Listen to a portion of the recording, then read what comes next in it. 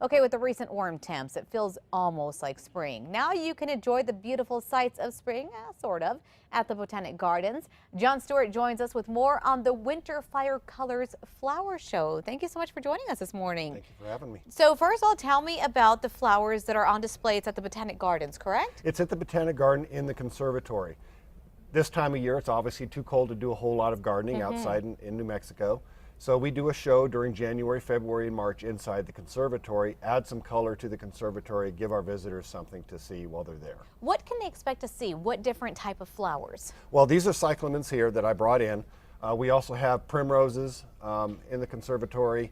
Our clivias are starting to bloom. We have caladiums, diamond frost euphorbia, things like that. Just a whole slew of different assortments. It's a diversity of flowers, a diversity of colors, mostly your warmer colors, your reds, your pinks, your lavenders. How beautiful is it just to walk It looks inside? nice. It looks nice. We set up the show in early January, right after we pulled the poinsettias out from River of Lights.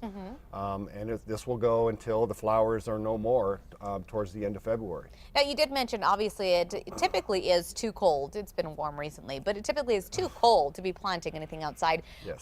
So how are you guys able to keep the flowers blooming and going? Well, the conservatory is heated. It is climate controlled, at least for the winter. We can warm it up. We have a big boiler in the back. I don't want to get into technology, but big boiler in the back, run hot water through radiators in the conservatory, and we can keep it very comfortable and keep at least the chill off so we can grow a lot of different color in there this time of year. Where do you have to keep the temperature at to make sure everything looks beautiful? Well, we can't, it's not like a house where we can keep it, at a constant 68 degrees. So that's the challenge, I guess? That's the challenge, because if it gets really cold outside, it can get as cold as 40 degrees in the conservatory.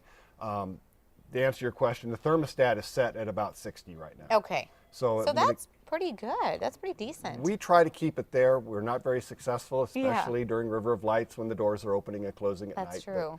We can keep it fairly comfortable. Do you guys typically do this show every year? We've been doing it for at least the last 10 years, yeah. Okay, and why is that? It's just a lot of people want to see it? Well, it's something for the garden to do during the wintertime. Folks come into the garden and everything is brown. The trees have no leaves, the grass is brown.